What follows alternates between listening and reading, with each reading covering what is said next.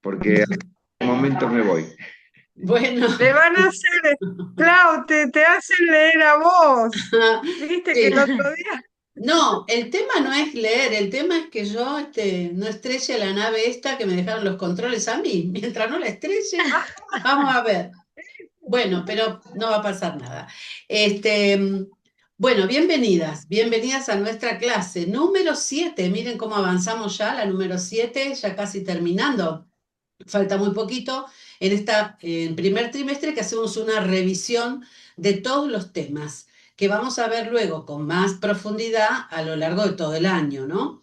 Y el tema de hoy es muy lindo porque dispara diferentes posibilidades o hipótesis para seguir investigando, que son los OPARTs, que bueno, ahora vamos a ver de qué se tratan, objetos fuera de tiempo y lugar, que desde la teoría de los antiguos astronautas nos viene de perillas, dirían los españoles, porque eso que no encaja, ¿quién lo puso ahí? Que es el título de la clase, viene de alguna manera a reforzar esta posibilidad de que hayan dejado o se hayan olvidado o que a propósito hayan puestos estos artilugios o estos diferentes elementos escondidos en la naturaleza o que, bueno, con el correr de los milenios se ha estratificado, es decir, ha quedado en estratos muy antiguos y que cuando la arqueología empieza, o por diferentes situaciones, o directamente excavaciones, eh, no sé, de una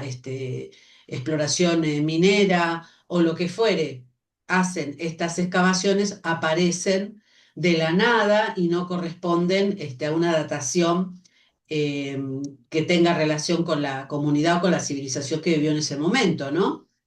Y ahí es donde empiezan los interrogantes, ¿no? ¿Qué hace ese objeto ahí? Y todas las posibilidades desde que es un objeto que fue puesto adrede en la modernidad o ahora en la actualidad para, de alguna manera, falsificar la datación, hasta las comprobaciones que se han hecho con muchos de esos objetos que nos llevan a la conclusión de que sí son muy, pero muy antiguos, ¿no? Ya habíamos visto diferentes métodos de datación, termoluminiscencia, por estratificación, carbono 14 cuando se puede, cuando hay material biológico o que se pueda analizar, y de esa manera se determina esa datación. ¿Qué pasa? Que cuando se datan esas piezas, no siempre la ciencia oficial lo va a reconocer.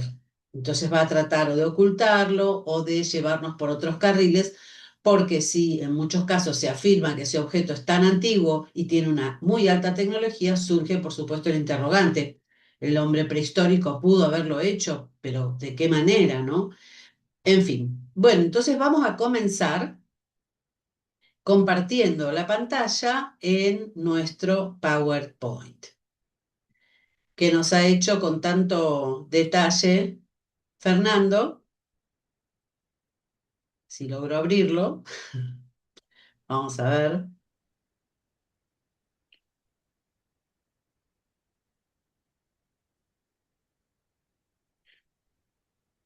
Claudia, Sí, bueno, viste que abajo en el zócalo sí, dice share o compartir. ahí Share está, o perfecto. Ahí está, sí perfecto, se está.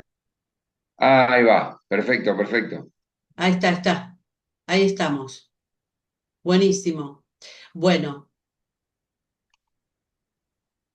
en nuestra academia, miren qué foto más sugestiva nos puso Fernando, ¿eh? Indiana Jones, ¿se acuerdan? Toda la saga de Indiana Jones, él buscando también en eh, el protagonista de toda esta saga de Hollywood, que buscaba esas piezas extrañas, civilizaciones perdidas, piezas que en muchos casos eran muy valiosas porque eran de oro macizo o porque tenían un valor eh, para ahí, para las sociedades ocultas, ¿no es cierto?, para las hermandades para las que él trabajaba y para su propio trabajo arqueológico, porque en la saga de Indiana Jones él es un profesor universitario, ¿no es cierto?, dedicado a la astrología, a la historia antigua, a la arqueología, perdón, y la historia antigua, pero dedicado a estas exploraciones.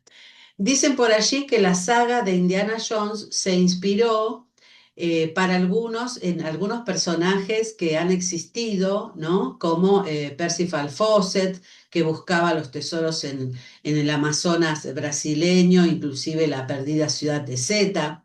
Para otros se inspiraron también en el personaje de Juan Morix, aunque muchos en realidad aquí en América no le dan el reconocimiento que se merece Juan Morix por todo su gran descubrimiento de la biblioteca metálica en la Cueva de los Tallos, ¿no? Y otros personajes, que no sé vos, Fernando, si recordás algún otro que se pudiera hacer el paralelismo con Indiana, ¿no? Con Sí, Indy. hay un arqueólogo norteamericano, creo que se llamaba Carpenter, que también era muy así arriesgado, arrojado en cuanto a sus procedimientos para la búsqueda de arqueología, ¿no?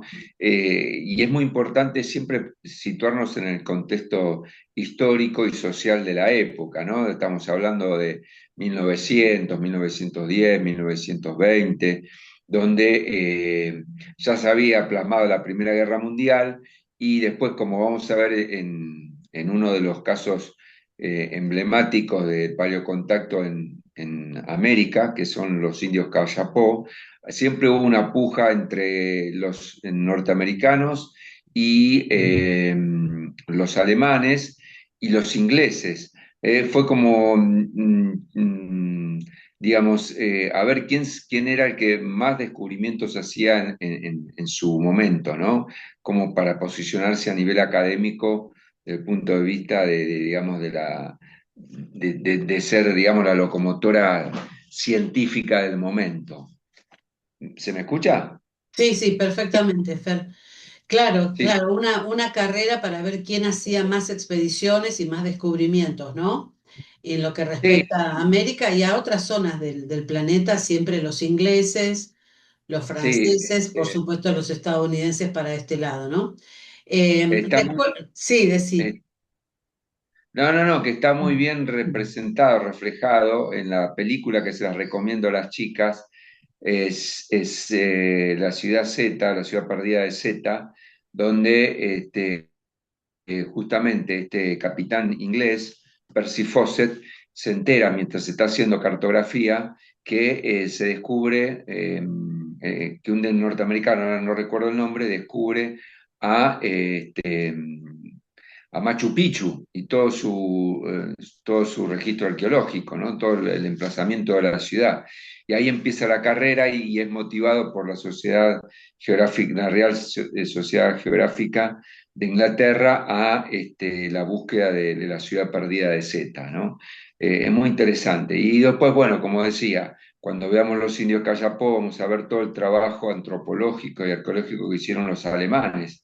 Después, bueno, se conocieron por otros actores, pero es muy, muy interesante este periodo de la historia de la humanidad porque no solo en pos de la ciencia, seguramente, como vos bien dijiste al pasar, Claudia, respondía también a grupos de conocimiento esotérico que el valor más preciado para ellos justamente es el conocimiento, ¿no? Es ir en busca de las reliquias y todo lo que conlleva tener en su poder a las reliquias. Y este es un caso, ¿no? El de Indiana Claro, Jones. tal cual, tal cual. El tema de las reliquias que después nos va a conectar, seguramente cuando veamos las razas de los gigantes también, ¿no? El tema de los huesos, estas hermandades secretas, ocultas de la mirada del profano, por decirlo así, siempre buscando esos objetos de supuesto poder para activación de determinadas capacidades. Eso se exacerbó mucho durante la Segunda Guerra Mundial, ¿no es cierto? Con los nazis a la cabeza de Adolf Hitler, donde él tenía un equipo especializado en buscar estas reliquias. De hecho, en esta saga de Indiana Jones aparecen los alemanes también medio enloquecidos buscando estas cuestiones, ¿no?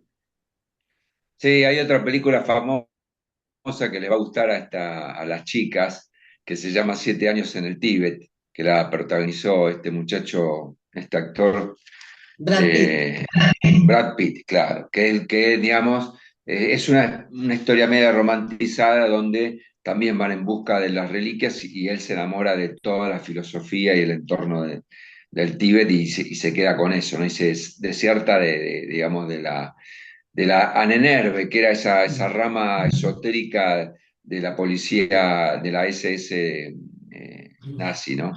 Así es. Otro Bueno, tema para hablar, sí, otro, otro tema, claro, que nos va a conectar también con Juan Morix y la Cueva de los Tallos, ¿no? Todas esas sociedades secretas.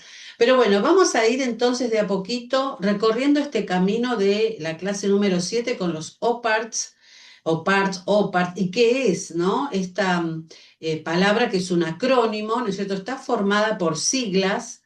Un acrónimo es una palabra formada por siglas o abreviaturas. En este caso, cada una de las letras está sintetizando una palabra, ¿no es cierto? Y cada sigla representa una palabra, es decir, agrega un significado al OPART, out of place, artifact, artefacto fuera de lugar.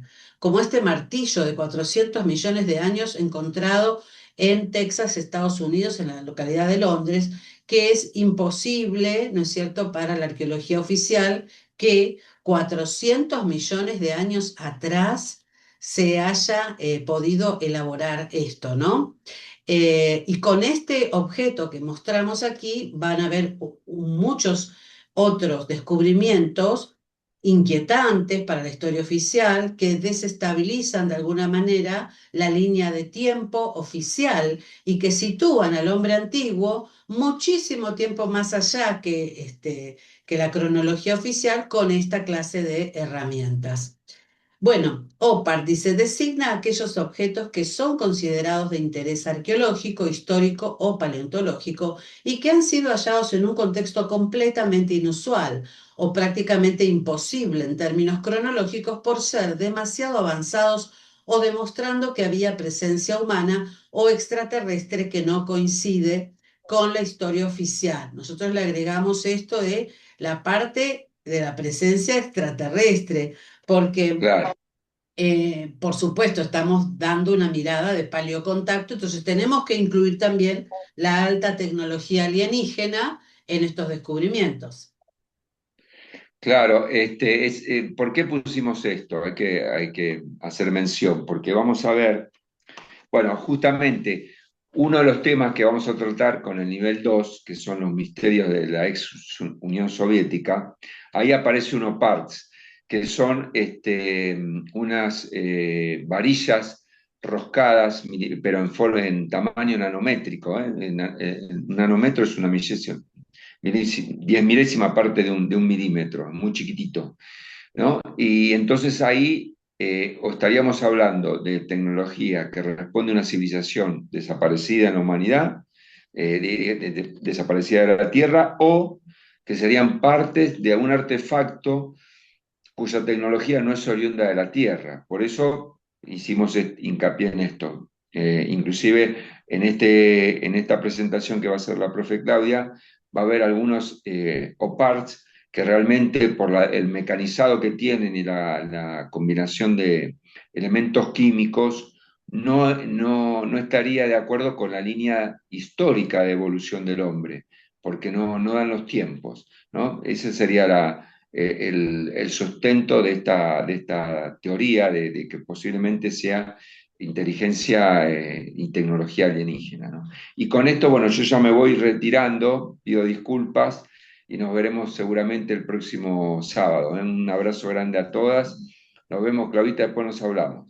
Bueno, Chao, Fernando, Felipe. Te igualmente. extrañé mucho. Chao, chao. Gracias.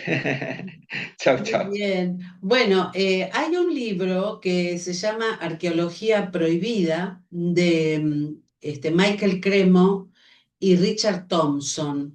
Después vamos yo no sé si ya Fernando les compartió ese en PDF el libro. Obviamente ahora no les vamos a pedir que lo lean porque estamos con la visita de David Cangá Corozo y ustedes están seguramente ya avanzando con los capítulos que son apasionantes, pero es un libro de creo 600 páginas o más o menos, 500 y pico, entonces no les vamos a decir que lo lean ya.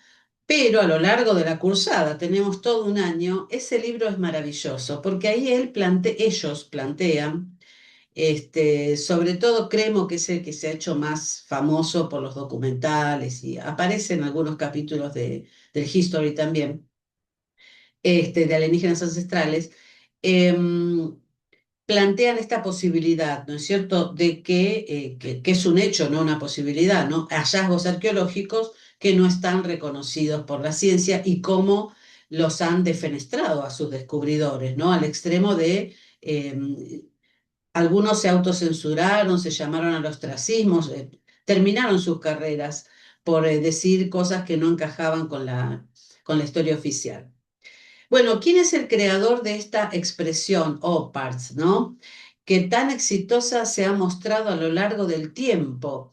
Es el zoólogo estadounidense, aunque de origen escocés, Ivan Terence Sanderson, 1911-1973. Esta expresión fue acuñada por el doctor Sanderson a mediados de los años 60 del siglo XX, tras tener conocimiento de la existencia de la llamada pila de Bagdad, que la vemos aquí, a través de los trabajos del arqueólogo alemán Wilhelm Koning. Así que ahí está Sanderson, que lo tenemos aquí a la derecha en la placa, Ivan Sanderson, y gracias al descubrimiento de Koning, ¿no es cierto?, de estas pilas encontradas en Bagdad y que de alguna manera era todo un invento que revolucionó en su momento, seguramente en la prehistoria, y que al ser encontrados se afirmó que no podía de alguna manera explicarse cómo habían logrado generar esas baterías, ¿no? Inclusive hubo algunas reproducciones, ¿no es cierto?, que se hicieron en el laboratorio para ver si realmente funcionaba como batería y así fue, ¿no? Como siempre en todos estos descubrimientos siempre están los detractores que dicen que no, que en realidad fueron elementos que fueron luego colocados o insertados en medio de las excavaciones, ¿no es cierto?, y demás. ¿Quién lo puso ahí? Bueno, indiscutiblemente son objetos fabricados o artificiales. Eso es lo que decimos cuando hablamos de un OPART, ¿no? Se dice que han sido encontrados dentro de estratos de roca sólida y sin tocar, así como han sido encontrados fósiles de animales o plantas. Esto es indispensable, ¿no es cierto? Cuando se hacen estos descubrimientos, están en estratos eh, muy profundos, ¿no es cierto? Y por eso se provocan estas dataciones que quedan muy atrás en el tiempo. Y acá está la aclaración, tiene que ser roca sólida o un estrato que no ha sido excavado previamente. De ahí que surge la controversia con las famosas piedras de Ica, que en su momento las vamos a ver cuando pasemos por América, por Perú, donde van a ver que están algunas de esas piedras puestas en duda, ¿no? Porque hay diferentes versiones de que fueron colocadas allí y otras sí son verdaderas porque fueron sometidas a diferentes pruebas, ¿no? Eh, Muchas veces, y esto ya entrando en el terreno de la conspiración, algunos sostienen que frente al descubrimiento que es verdadero, están los detractores que van plantando de alguna manera pruebas falsas para de alguna manera estar desmintiendo el hallazgo, ¿no? Algunos de los más sorprendentes OPARTs que han salido a la luz incluyen clavos de acero de cabezas planas, descubiertos en profundas canteras de piedra arenisca en Escocia, finos hilos de oro dentro de grandes bloques de una cantera grande de piedra caliza en Inglaterra del Norte, un recipiente metálico en forma de campana de una roca de Dorchester en Inglaterra, el metal conteniendo una gran proporción de plata. Un objeto en el Museo de Salzburgo, en Austria, es otro misterio, un cubo perfecto de níquel, hierro meteorítico, de aproximadamente 2 pulgadas cuadradas, el cual está abrazado por una profunda ranura muy precisamente torneada que que se entiende que fue mecanizada, encontrada en un bloque de carbón que habrá tenido entre 12 y 26 millones de años de antigüedad. Todos estos datos pertenecen al libro este que yo les digo, de Arqueología Prohibida, se llama el libro, de Michael Cremo y Richard Thompson, ¿sí? Vamos a avanzar ahí. ¿Quién lo puso ahí? Pueden ser la prueba de que existió una civilización desconocida o quizás algo más. Bueno, acá tenemos las famosas esferas de Costa Rica en la fotografía, que si bien algunas de ellas lamentablemente ya las han cambiado de lugar, porque, bueno, a partir de su descubrimiento hubo una serie de eventos eh, que realmente uno dice cómo es la ambición humana, ¿no? Por un lado, muchas de estas esferas fueron rotas porque había una creencia popular de que dentro de ellas había tesoros, inclusive que había oro y demás, ¿no? Y que los indios se habían encargado en esta zona de América de esconderlos dentro de estas rocas. Entonces hay muchas de ellas que las han podido partir y lamentablemente se perdieron, nos perdieron esa forma esférica y otras fueron cambiadas de lugar. Actualmente se encuentran, por ejemplo, a la entrada de las casas gubernamentales, ¿no es cierto?, de establecimientos del gobierno o de escuelas también, o en parques temáticos. ¿Y por qué digo esto de que lamentablemente las cambiaron de lugar? Porque para algunos, la teoría de estas, en general, de las esferas de Costa Rica, junto con otras esferas de otros lugares, podrían haber estado marcando o nodos energéticos o ser parte de un gran mapa que utilizaban antiguamente para orientarse de acuerdo a la disposición estelar y hacer una astroarqueología, podríamos decir, reflejar en la Tierra lo que veían en el cielo e inclusive para, dicen algunos investigadores que exploraron la zona, para los antiguos que eran grandes navegantes de altura y que tal vez estas demarcaciones en el terreno indicaban algunas rutas estratégicas. Como quiera que sea, bueno, en Costa Rica no se tuvo en cuenta todo esto y como les digo, algunas inclusive se han ido a parar a algunos parques o jardines privados, ¿no?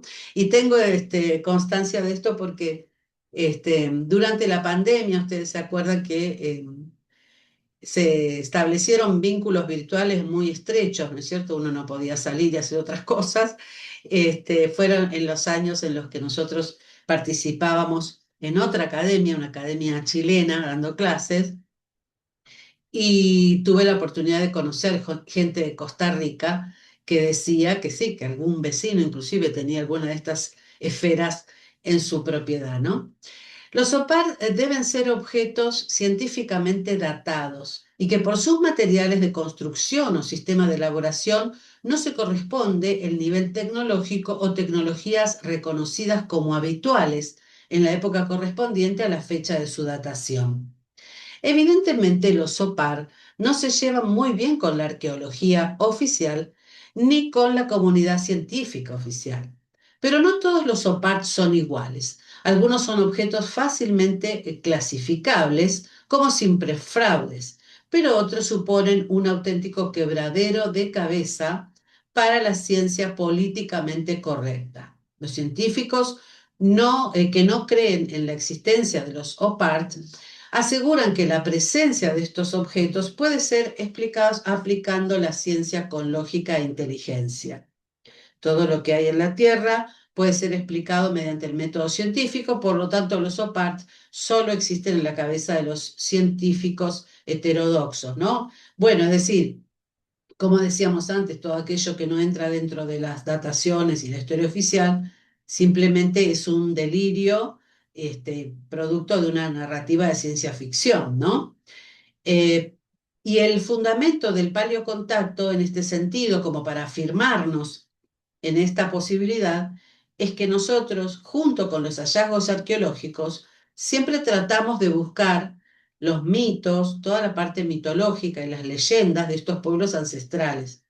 Y haciendo ese entrecruzamiento, ¿no es cierto?, esa traza que va uniendo una cosa con la otra, podemos encontrarnos grandes sorpresas que corroboran en muchos aspectos el tema del paleocontacto, como es el caso impresionante de estas esferas de Ottosdal en Sudáfrica. Fíjense ustedes que no es una simple esfera de metal, tiene en el centro unas ranuras paralelas en forma perfecta que se especula que esto ha sido realizado con alta tecnología, con herramienta que pudo tornear esos surcos en las esferas.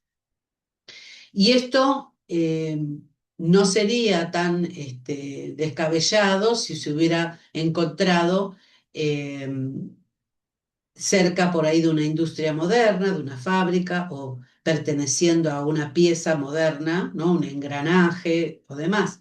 Sin embargo, cuando hablamos de estas, por ejemplo, las esferas de Otosdal, nos encontramos con una datación también en cientos de miles de años y en una estratificación que no corresponde, por supuesto, a eras modernas. Y ahí empieza la controversia. Inclusive, cuando recorramos África, que ya lo vamos a hacer en el próximo trimestre, seguramente ya en el mes de junio vamos a estar recorriendo África, van a ver que en toda la zona de Sierra Leona, cuando veamos los Nomoli, vamos a encontrarnos con estas esferitas, pero adentro de estatuas o de estatuillas de piedra o de arcilla. Y uno dice, ¿cómo hicieron para colocar eso allí? Y algunas con aleaciones extrañas, ¿no? Bueno, para los que sí creen en la existencia de OPARTS, el hallazgo de estos objetos son pruebas de viajes de seres de otros universos o planetas, de la inconsistencia de la teoría de la evolución del hombre, de la existencia de tecnología extraterrestre. En definitiva, los OPARTS serían la prueba de que no estamos solos. Puede ser un mapa como el de Piris Rey, que dibuja el contorno de la Antártida, desconocido hasta que recientemente se ha utilizado una sofisticada tecnología para visualizar la Tierra que hay kilómetros por debajo de la capa de hielo. Puede ser también una herramienta humana encontrada en un yacimiento datado antes de la aparición del hombre sobre la Tierra. Recuerden ustedes que cuando hacemos este paneo, estamos nombrando o enumerando así más generalmente, podríamos decir, en forma genérica, todo lo que luego vamos a ir explorando paso a paso cuando recorramos cada continente, ¿sí? Vamos a empezar por África, esto, por ejemplo, que pertenece a la cultura de Egipto, que ya la vamos a ver a partir de junio, y así, ¿no? Australia, Oceanía, pero precisamente Australia, después vamos a ir por América y luego Asia y Europa, ¿no? Y como no va a alcanzar, por eso los chicos que ya hicieron esta cursada que están haciendo ustedes, nos quedaron un montón de temas fuera de la cursada y ellos pidieron una segunda parte para seguir viendo otros lugares, porque permanentemente, y más en estos últimos años con la tecnología LiDAR, se está descubriendo muchísimas más cosas que no encajan con la historia oficial, ¿no? Bueno, tecnología del antiguo Egipto, una hélice que tiene miles de años. Parecería que esto fuera parte de otro artilugio, de un engranaje o que forma parte de otra cosa, ¿no? Un volante, una hélice, dice aquí. Bueno, sin embargo, para la egiptología tradicional, esto podría ser la expresión de una flor de loto, de una flor de loto encontrada, de las que crecían junto con los juncos, por allí, por los cauces del río Nilo. Se considera que esta es una de las mejores pruebas que sugiere que los antiguos egipcios tenían conocimientos y tecnología mucho más avanzada respecto de los pueblos de la misma época. El artículo ha sido llamado como desconcertante por los arqueólogos e incluso por su descubridor, que lo tenemos aquí, Walter Bryan Emmer, que encontró el misterioso artefacto en 1936 en el templo de Saqqara, en la tumba del hijo del faraón Abhuit, gobernante de la dinastía primera, el príncipe Sabú de 3000 años antes de Cristo. Bueno, esto está datado por la egiptología oficial, ¿no? Como quiera que sea, este descubrimiento que está colocado en una de las vitrinas del Museo del Cairo, en Egipto. Tiene la fecha, ¿no es cierto? Y su descubridor en un cartelito. Ustedes cuando visitan el Museo del Cairo lo van a encontrar, junto con otras piezas como el pájaro de Saqqara también. Saqqara se caracteriza porque tiene elementos muy antiguos, podríamos decir, y que de alguna manera corresponderían a un Egipto muy, pero muy ancestral, ¿no? Bueno, cuando hablemos de Egipto podemos mencionar también a los Shem-Suhor, que son los seguidores de Horus, que son predinásticos del tiempo del Sept-Tepi, es decir, un tiempo antes del reinado de los faraones, donde se dice, y lo afirmamos desde el Paleocontacto, que vinieron desde el espacio o desde la constelación de Orión o de Sirio, trayendo esta alta tecnología, inclusive para ser los arquitectos de las pirámides. Que Saqqara fue un prototipo de pirámide, la pirámide oscura, la pirámide escalonada, y que luego se perfeccionó esa técnica hasta llegar a la increíble pirámide de Keops, ¿no? Y luego Kefren y Miquerinos. En realidad tienen los nombres de toda la parentela de faraones, ¿no es cierto? Pero nosotros del Paleocontacto afirmamos que son muy anteriores a estos faraones. Pero bueno, ya cuando veamos Egipto lo vamos a ver con más detenimiento, y más que nada que ahora en Egipto hay muchísimos descubrimientos, inclusive se dice que aparentemente han descubierto la otra esfinge, ¿no? Ellos trabajaban siempre la simetría, ustedes lo van a ver en los frisos, en los obeliscos, en las columnas, en los corredores de los carneros. ¿Y por qué una sola esfinge? Había otra más. Bueno, ahora, en este año, están diciendo que con tecnología LiDAR aparentemente se ha encontrado la otra que está enterrada, ¿no? Se hundió el suelo de arena y está allí. El misterioso objeto circular de 61 centímetros de diámetro y 10,6 centímetros de altura en la parte central fue realizado con sumo cuidado a partir de un tipo de roca llamada pizarra, que según los arqueólogos requiere un proceso de tallado muy laborioso. Y cuando nosotros hablamos de esta hélice o volante de Saqqara, decimos, pero ¿cómo es de piedra? Y entonces especulamos que tal vez el artista hizo una reproducción, así como las hacemos nosotros con Fernando cuando hacemos nuestras estatuillas, de una pieza original que tal vez fue de metal. Y lo que hizo el artista fue dejar plasmado en piedra lo que vio, tal vez, de estos artilugios de los dioses. Como quiera que sea, y aún siendo simplemente la representación de una flor o de un disco solar, ¿cómo hicieron para ese tallado tan laborioso en una roca de esas características, ¿no? Fíjense ustedes la perfección y la simetría. El objeto parece, voy a bajar esto un poquito, una rueda cóncava con 3 palas curvas ubicada en el interior que se asemejan a la hélice de un barco.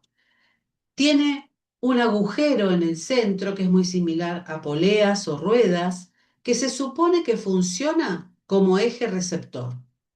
Hasta ahora, todos los que se han tomado el tiempo para analizar este misterioso objeto no han llegado a explicar su propósito y curioso diseño, lo cual es aún más extraño, teniendo en cuenta que la rueda no estaba presente en ese momento de la historia en el antiguo Egipto, 3150 al 31 a.C.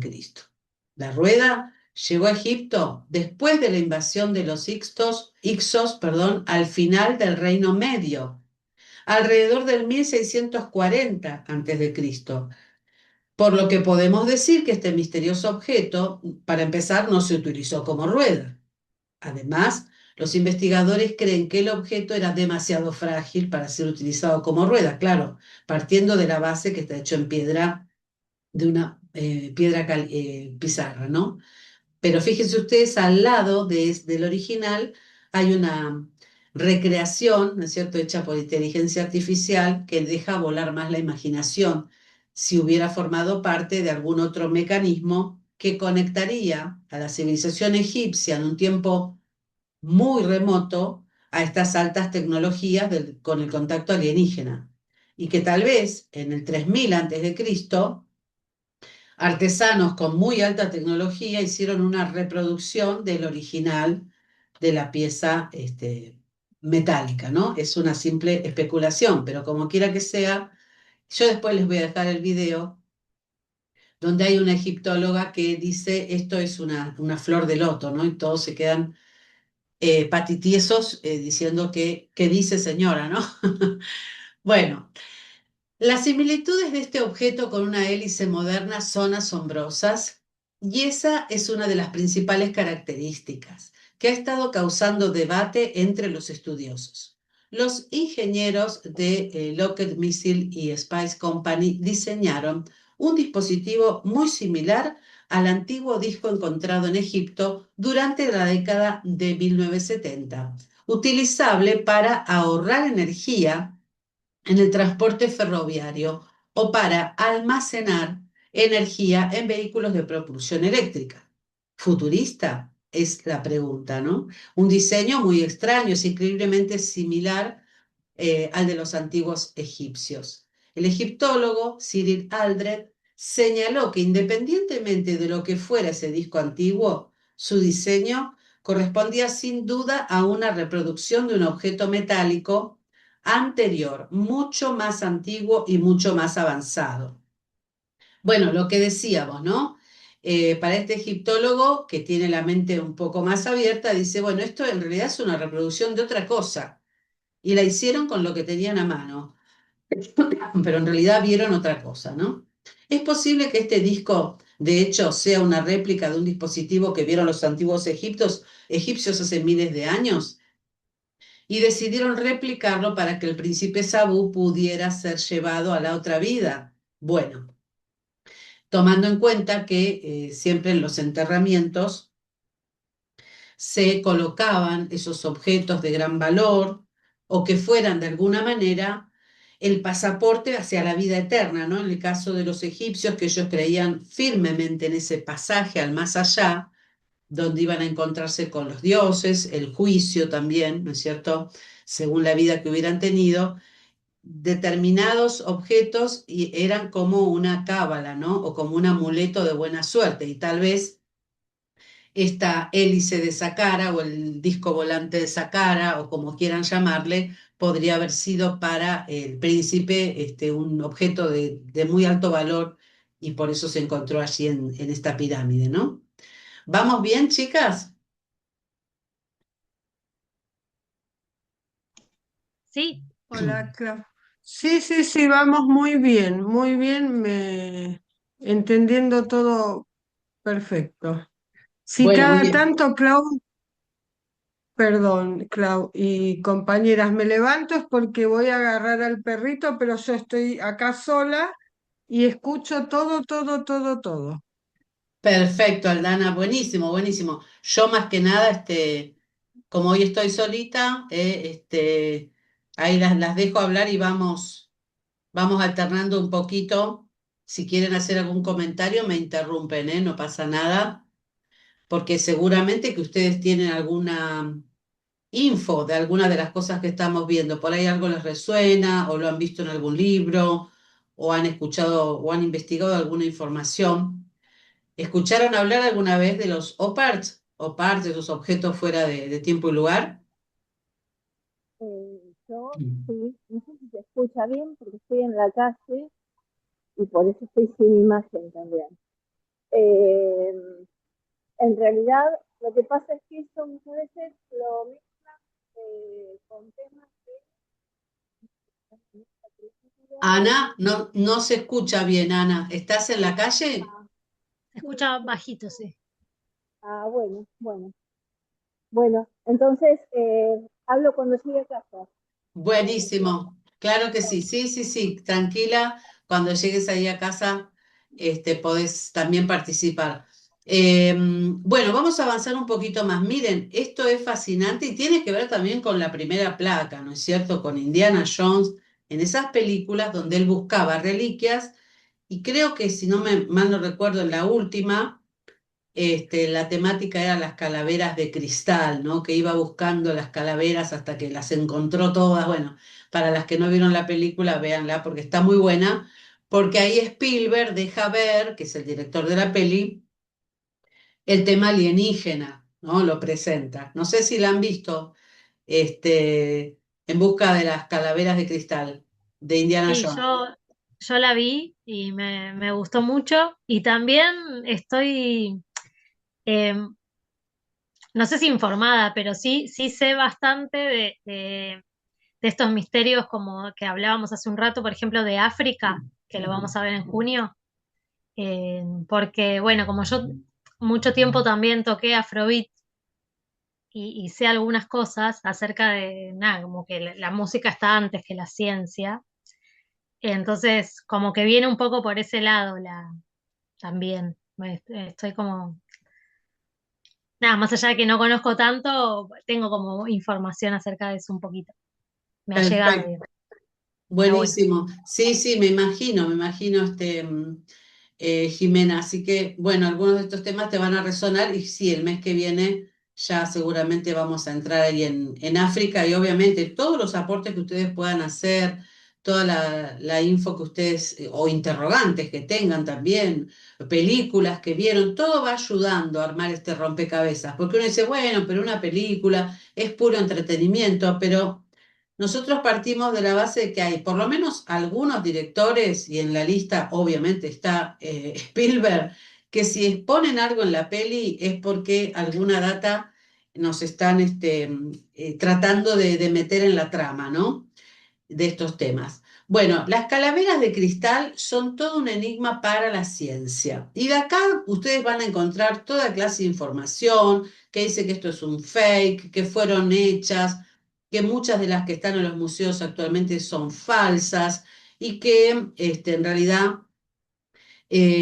bueno, formaron parte en su momento de algunos, inclusive logias o grupos esotéricos que las utilizaban para adivinación y demás. Pero bueno, el hecho es que hay tanto rum rum, por decirlo así, con respecto a las calaveras, que forma parte de los OPART, estos objetos fuera de tiempo y lugar, sobre todo en este caso por cómo están hechas, por cómo están elaboradas, ¿no? Y que corresponden básicamente, o de dónde surge toda esta noticia, de las culturas mesoamericana, maya y azteca, ¿no? Entre otras, toltecas, mixtecos, pero bueno, las encontramos por todo el mundo, al parecer fueron objeto de gran fascinación. Se las denomina opart, dada la incógnita de cómo pudieron modelar el cristal de cuarzo hace miles de años. Se han encontrado en la zona, bueno, eso ya lo leí, de Centroamérica, ¿no? La más conocida, la calavera del destino, que es esta que está acá, la descubrió Meichel Hetzel, eh, con muchos detalles. Se asemeja a una calavera humana, se puede ver los dientes y algo especial que no tienen las otras calaveras, porque hay muchas en diferentes museos, en Europa, en Inglaterra, en Estados Unidos, en Mesoamérica, pero esta tiene la mandíbula con movimiento, es decir, la mandíbula inferior se mueve. ¿Cómo lograron hacer esto, no? Y encima trabajaron la piedra al revés de las vetas propias. O sea que, bueno, hay documentales también donde los ingenieros, geólogos, ingenieros que se ocupan de toda la parte de construcción con estos minerales, de estudiarlos, digo, dicen, no se pudo haber nunca pulido sin que se rompiera porque no siguieron la formación natural de la piedra, ¿no? Bueno, por eso forma parte de un enigma en sí misma, ¿no? De cuarzo puro, mandíbula y cráneo del mismo material. ¿Conocían ustedes o conocen algo acerca de las calaveras?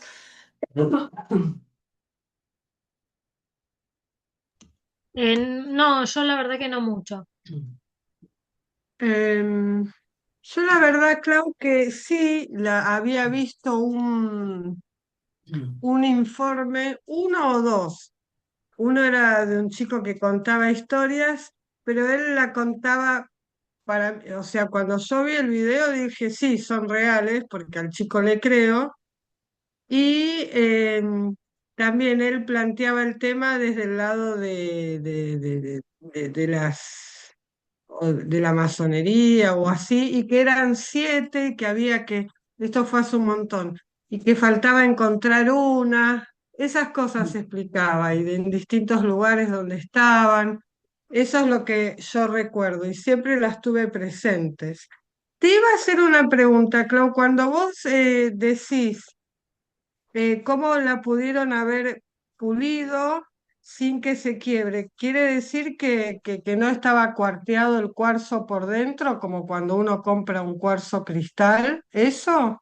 Claro, claro, y además que para la versión oficial hubieran tardado entre 200 y 300 años en pulirla utilizando arena y agua, no sé, era una Ah, cosa descomunal, ¿no? O sí, sea, sí, ¿y para qué lo hubieran hecho? ¿Cuánta mano de obra se hubiera utilizado y tantos años para lograr ese nivel de perfección en el pulido, ¿no?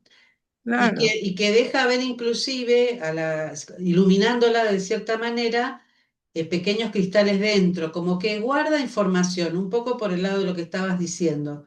Para algunos grupos esotéricos que hasta el día de hoy están esos grupos y hacen prácticas con estos objetos, son como sagrados, ¿no? Una reliquia de otro tiempo que guarda información, como si fueran este, los famosos discos solares, ¿no? Que también se habla mucho de ellos y que están escondidos en diferentes lugares de América. Las calaveras también serían parte de lo mismo, ¿no? Para estos grupos esotéricos, ¿no? Fíjense ustedes, en esta placa nos habla de la dureza entre 7/10 en la escala de Mohs. Solo fundiendo el material se podría explicar su elaboración. Se encontró en las ruinas mayas de Lubatum, en Belice. Su hallazgo fue obra, bueno, como dijimos antes, de Mitchell Hedges, aunque dijo que la desenterró su hija en las excavaciones. Aseguró que tenía más de 3.600 años. Sí, en esas excavaciones, después les voy a pasar también un documental, donde fue con su hija, que era una joven, no recuerdo bien si tenía entre 18 y 20 años, que acompañaba a su padre, y ella creo que estaba estudiando arqueología, y fue un hallazgo fortuito, entre comillas. Ella lo descubre y bueno, el padre le da el crédito a ella, ¿no? En 1970, los laboratorios Hewlett-Packard realizaron un estudio sobre la pieza, comprobándose que la pieza fue tallada en contra del eje natural del cristal, lo que les decía yo antes.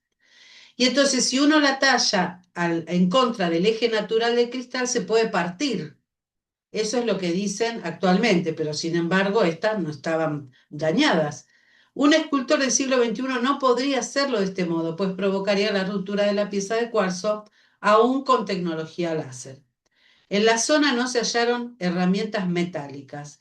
La única forma de haberlo hecho en aquel tiempo, bueno, lo que les decía antes, con fricción de arena, y hubiera tardado muchísimo tiempo, entre 150 y 300 años, sin utilizar ninguna otra clase de tecnología.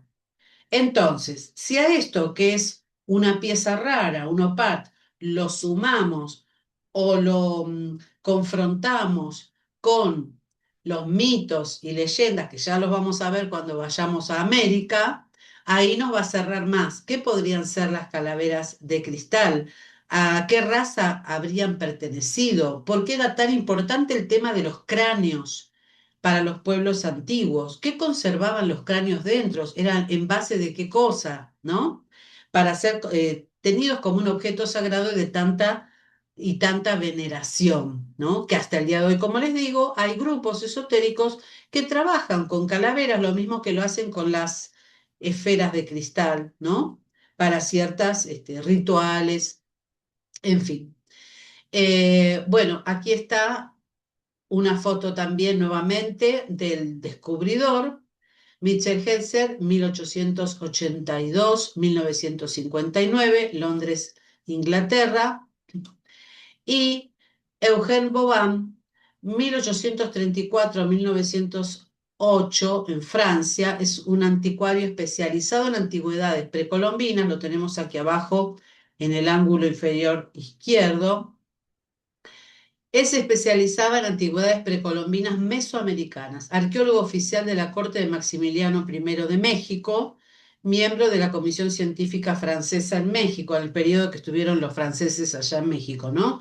Vendía calaveras de cristal y una de ellas se encuentra en el Museo Ducal Branly y la otra en el Museo Británico. Se dice de Eugène Boban que era en realidad a ver, un comerciante y que no todo lo que tenía era auténtico. De ahí es que empezaron después a decir que no, todo el tema de las calaveras es falso y este hombre lo único que hacía era contratar artesanos que trabajaran la piedra de tal manera para hacer reproducciones, pero la original, la primera, la que encuentra la hija, de este señor que está aquí arriba, que es el descubridor en Belice, Mitchell Helser, esa posiblemente haya sido auténtica. Es lo que yo les decía antes. Cuando se encuentra un OPART, luego se contamina la información porque o aparecen detractores o aparece gente que quiere lucrar con eso, entonces mete en el mercado, por decirlo de una manera simplista, piezas que son falsas. Entonces dicen, ah, no, es todo falso, es todo mentira, y no es así, ¿sí? Pero bueno, los que saben la verdadera historia a veces se callan porque conviene, ¿no es cierto?, no salirse de la versión oficial. Aquí tenemos otra prueba de un OPART y acá nos vamos a otro lugar, ¿no es cierto? Vamos a fijarnos en lo que sería esta posible máquina, una máquina, la conocida de anticitera o antiquitera en griego, que tiene que ver con un engranaje de una perfección que hoy se podría hacer un paralelo con una computadora moderna encontrada este, y que gracias a la animación en 3D hoy podemos ver las características que tenía. Está al norte de la isla de Creta, donde se encontró sumergida, ¿no es cierto?, en esas profundidades. Eh, y bueno, los resultados se publicaron en la revista Scientific Record con la información de los resultados de la Universidad College of London. El descubrimiento de este artefacto ocurrió en 1901 en el mar Egeo por unos pescadores de esponjas cerca de esta isla griega de Antiquitera o Anticitera, por eso se le llama así a este mecanismo, ¿no? A lo largo de los años se fueron sumando los interrogantes de parte de científicos y arqueólogos sobre este extraño objeto, cuál fue su origen y para qué servía, ¿no? Se lo conoce como la máquina o el mecanismo de Antiquitera o Anticitera. Acá hay una fotografía de rayos X porque a lo largo de los años se le ha sometido a un montón de estudios porque esto tenía un mecanismo, estaba muy deteriorada cuando la sacan, ¿no es cierto?, del agua, de las profundidades del Egeo, pero luego, a medida que avanza la ciencia, se va descubriendo cada vez más. También les voy a compartir un documental con animación, ahora que está la IA y demás, para que ustedes vean qué podría ser esto, ¿no? Características, bueno, hecha en bronce, probablemente recubierto por un estuche de madera, al que le faltaban varias partes debido a la corrosión que sufrió con el paso del tiempo a través de miles de años bajo el agua. Está dividido en 82 fragmentos. En un principio se vio que este mecanismo constaba de una serie de piezas y engranajes, que todo junto formarían una máquina para la predicción y el cálculo exacto de fenómenos astronómicos, como las fases de la Luna, los eclipses, entre otros eventos. Los científicos, bueno, como les dije antes, recrearon su funcionamiento. Hay documentales que muestran cómo funciona, cómo hubiera funcionado esto. La pregunta es, ¿quién pudo haber hecho algo así para poder determinar, bueno, en caso del viaje de los astros, ¿no es cierto?, por el cielo, ¿no? Cuándo iban a ocurrir los eclipses solares, lunares, ¿no? Y demás eventos celestiales. Acá ven lo que se encontró a la derecha, todas las partecitas que luego con todo la pericia arqueológica se pudo llegar a reconstruir esta máquina anticitera, ¿no es cierto? Miren todos los pedacitos gracias a esos pescadores que pudieron encontrar este objeto, ¿no? Es una representación impresionante del cosmos, dicen por allí. Tiene cada planeta en distintos anillos y todos combinados en una exquisita combinación de engranajes. Según cómo se va moviendo por dentro, se representa la rotación de nuestro sistema solar en torno al Sol, las fases de la Luna. Bueno, es una muestra de enorme precisión con la que los griegos, entre comillas y signos de pregunta, podrían predecir los eventos astronómicos. Para algunos, dicen que tal vez fue un invento de Pitágoras. Podría especularse siempre y cuando se suponga que existió Pitágoras, ¿no? Porque también ese es otro interrogante. Pero bueno, ya lo vamos a ver cuando avancemos también en este lugar del planeta, ¿no? Bueno, acá están las esferas de las que les hablé antes, y bueno, Costa Rica en sí mismo es un país maravilloso, con una gente extraordinaria, ¿eh? Ellos tienen un dicho, no sé si ustedes lo conocen, ¿cómo se saludan los costarricenses?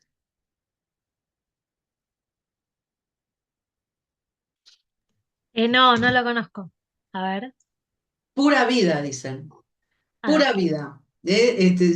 Me acuerdo de los chicos estos que conocí durante la pandemia.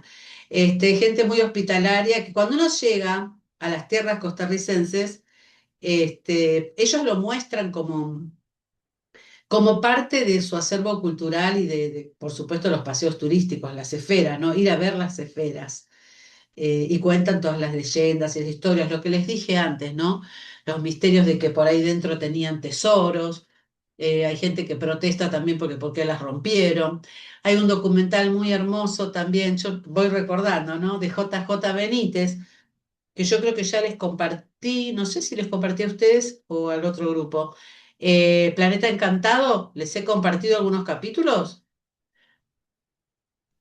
sí, Bueno, en esa saga de Planeta Encantado, ya les voy a compartir esta para que la vean, porque son cortitos, no son tan largos. Tiene una fotografía maravillosa y una música maravillosa. El Planeta Encantado, ya solo por la música le doy un 10, ¿no? No sé qué opinás, Jimena, si te acordás la música, pero es hermosa. sí, me acuerdo de algunos. Lo vi Sí, cuando lo compartiste, que vi varios esos sí, sí. domingos, pero está bueno. La música es original, original para ese programa, la pidió Benítez especialmente a Editorial Planeta, ¿no? Bueno, bueno, pero centrémonos en esto. Las esferas, él las va, en los viajes que hace a América, se va hasta Costa Rica. En ese momento estaba viva su primer mujer, Blanca, y va a medirlas, y ahí él aparece ahí haciendo todas sus hipótesis sobre quiénes las hicieron, cómo están enterradas. De acuerdo al enterramiento de cada una de estas esferas, por estratificación se puede llegar a establecer eh, la antigüedad que poseen y que es realmente que son muy antiguas, ¿no? Porque no recuerdo ahora bien, pero por año, no sé si es 1 centímetro o algo así o menos, que se van enterrando en esos estratos. Y son muchas de ellas de grandes dimensiones, ¿no? Obviamente toneladas. Al igual que las pirámides de Egipto y otras increíbles construcciones antiguas, las esferas de piedra de Costa Rica despiertan numerosas preguntas que dan muy pocas respuestas. ¿Cómo llegaron allí? ¿Cuál es su razón? ¿Y quiénes las construyeron? Aunque numerosas personas han intentado resolver el misterio que rodea las esferas, nadie ha podido llegar a una conclusión normal. Hay un arqueólogo que, bueno, ya ha fallecido, que creo que Benítez lo llega a entrevistar en ese documental. No recuerdo ahora si era inglés o estadounidense, creo que era inglés. que él tenía su propia teoría de que esto podría ser parte de un gran sistema de demarcación para los navegantes de altura, ¿no? Es decir, que podrían estar marcando las estrellas del cielo y de acuerdo, porque vieron que en el mar se manejan con las estrellas para poder guiarse, y entonces que estas esferas estarían marcando en el terreno para poder hacer un mapa y así trazar las rutas hacia dónde ir, hacia oriente o o occidente. Se halla mayoritariamente en el delta del Diquís, al suroeste del país. Estas esferas misteriosas fueron descubiertas en la década del 30, cuando los trabajadores de las plantaciones bananeras las encontraron entre la vegetación. Según los investigadores, alrededor de 3.000 de estas esferas misteriosas se han descubierto a lo largo de los años. Algunas de ellas han sido destruidas mientras la gente buscaba oro y tesoros dentro de ellas. El número exacto de las esferas es un misterio, ya que algunos investigadores creen que algunas de estas esferas podrían estar enterradas bajo la superficie y, como les dije antes, muchas otras se encuentran ahora en propiedades privadas o forman parte de lo que es la ornamentación de edificios del gobierno y demás, ¿no? Como Clau, Sí, profe, ¿y encontraron oro en esas que supuestamente no, había? Bueno, hasta donde o yo sea, sé, no. No, no, ah, no. Formó parte de un mito eso. claro, como Formó que parte de adentro un mito. podía haber oro o lo que sea de valioso. No, no, no, no. De hecho, yo les voy a pasar el documental donde se ven algunas que están partidas. Muchas están partidas, lamentablemente.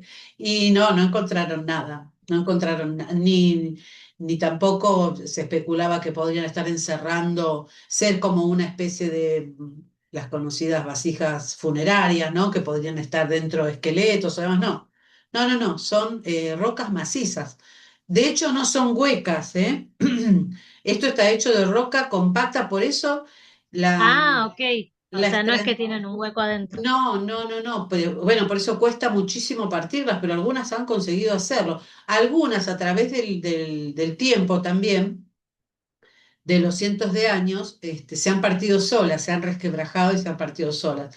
Pero sí, la gente del lugar, esto siempre pasa con todos los lugares. Yo me acuerdo cuando vivíamos con Fernando, vivimos algunos años en México, creo que les conté, y una vuelta nos invitó una vecina a Veracruz a pasar unos días en su casa, una casa hermosa que tenía muy cerquita de la playa, y ahí conocí lo que eran los mangos, yo no tenía ni idea de esa fruta. La señora tenía un árbol enorme de mangos, bueno, comíamos todo el día mangos, me encantaba esa fruta. Y bueno, un día fuimos a recorrer y había personas que en el patio trasero de su casa, en el terrenito, descubrían pedazos de vasijas y demás. Ellos decían en esa parte, ¿no es cierto?, de cultura maya, y, y que había existido un líder que le llamaban el rey gordo, así le decían ellos. Y la gente hacía pozos y hacían apuestas entre los vecinos a ver quién descubría más cosas. Y obviamente se las guardaban, porque allá está mucho más cuidado el tema de los descubrimientos arqueológicos por parte del Instituto Nacional de Historia, ¿no? El INAH, de Historia y Antropología. Cuando uno encuentra estas cosas, debería denunciarlas para que vinieran, ¿no es cierto?, los arqueólogos a datarlas y llevárselas, ¿no? Y luego exhibirlas en los museos.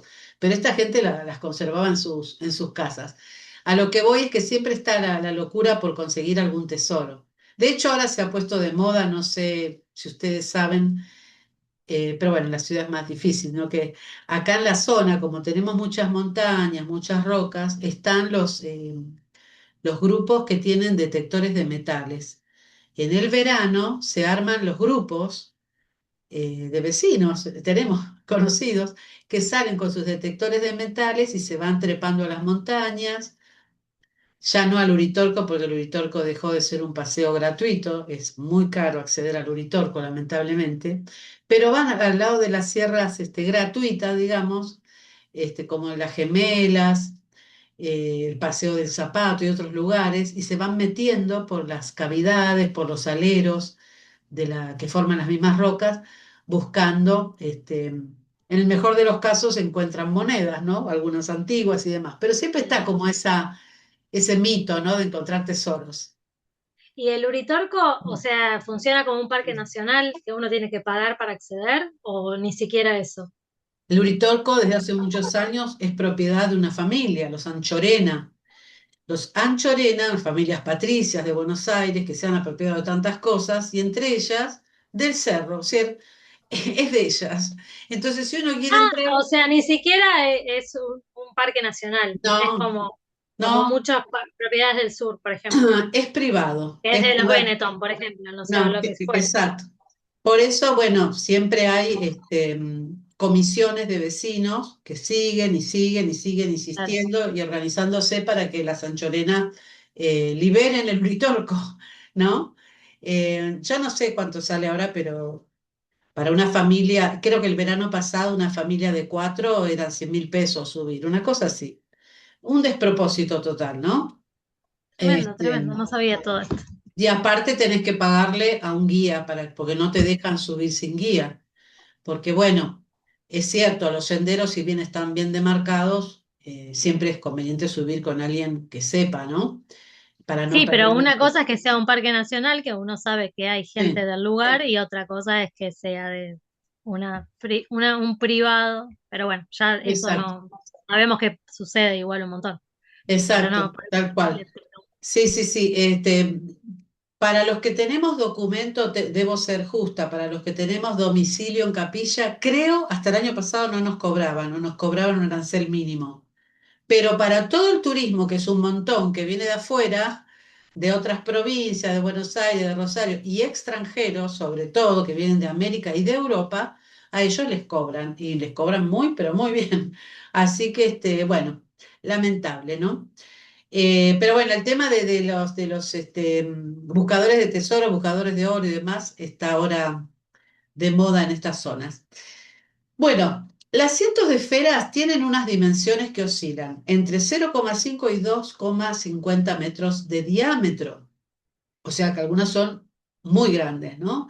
Y más grandes también diría yo, ya lo vamos a ver en el video de Benítez.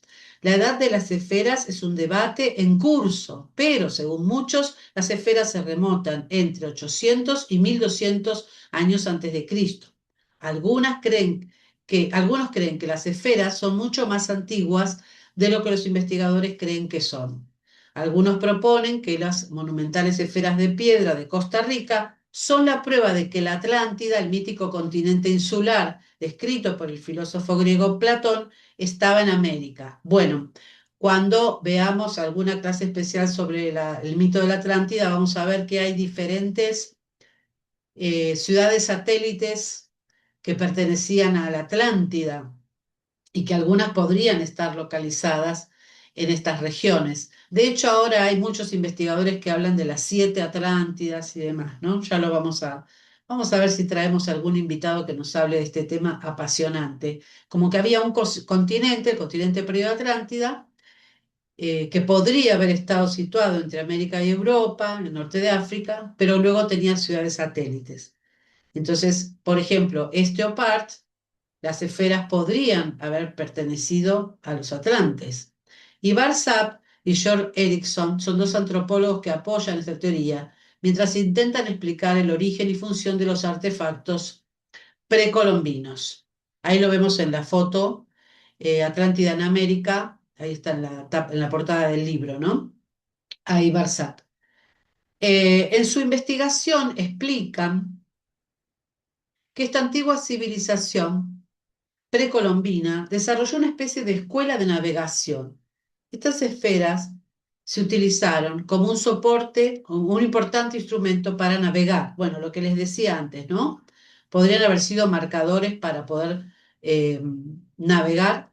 Según los investigadores, la alineación de ciertas áreas donde se implantan o donde estaban, ¿no? Tienen una parte importante para la comprensión de nuestro pasado y las civilizaciones antiguas que habitaban la Tierra. No es el único lugar donde se han encontrado esferas, pero es el más famoso, ¿sí? Costa Rica y sus enigmáticas esferas. Acá tenemos alguna data más de esferas en diferentes lugares. ¿Ven? Acá está en el listado este de aquí que nos dejó Fernando. Algunos investigadores afirman que los sitios megalíticos como los pilares de Hércules en Gibraltar, las pirámides de Egipto, Stonehenge en Inglaterra y la isla de Pascua son una prueba de que la civilización atlante estaba relacionada con otras civilizaciones de todo el mundo. Las esferas más conocidas son las de Costa Rica, pero teniendo en cuenta esta hipótesis y el hallazgo de numerosos emplazamientos en diferentes partes del planeta, podemos afirmar que respondían a una posible civilización mundial si partimos de la sustentación de esta hipótesis, ¿no? De que había un continente ahora desaparecido llamado Atlántida que tenía estas este, ciudades satélites, por decirlo así, y por lo tanto formó en su momento parte de una cultura o civilización global o mundial, ¿no? Otros lugares donde se encuentran esferas, en China, Hunan en Sierra Meca en México, Island en Nueva Zelanda, Ischigualasto en Argentina, aunque son de menor tamaño, pero también están, Ulin, República Checa, Sabidovice en Bosnia, Onoto en Venezuela, Piauí en Brasil. Bueno, avanzamos un poquito más y nos vamos a otro gran enigma. Seguimos con los OPARTs, es decir, que son objetos fuera de tiempo y lugar. ¿Qué hacen esos objetos allí? ¿Quién los puso ahí? ¿Y cuál sería el sentido? ¿Qué representan? ¿O qué valor tenían eh, práctico o simbólico para esas antiguas civilizaciones? Fíjense estos, los llamados discos Dropa, son chinos, es un hallazgo chino que podría estar relacionado con los UFO crash chinos o el Roswell chino, es decir, parte de un impacto de un ovni en la antigüedad, es decir, un ovni que se haya estrellado y que haya desprendido estos artilugios, o bien que en la antigüedad se haya hecho esta representación para de alguna manera contar la historia no oficial, donde están involucrados, aparte de los humanos, los alienígenas. Más de 12.000 años de antigüedad en las montañas de Bayan Karaula, en China. No existe nada más aterrador para el ser humano eh, que la negación de una verdad que se tiene por absoluta. Nada. No se puede competir con esa sensación de abandono casi vital, con esa soledad casi filosófica que se experimenta al notar que el suelo de nuestra conciencia, ese suelo erigido a partir de ciertas bases entendidas como incontrovertibles, se empieza a resquebrajar.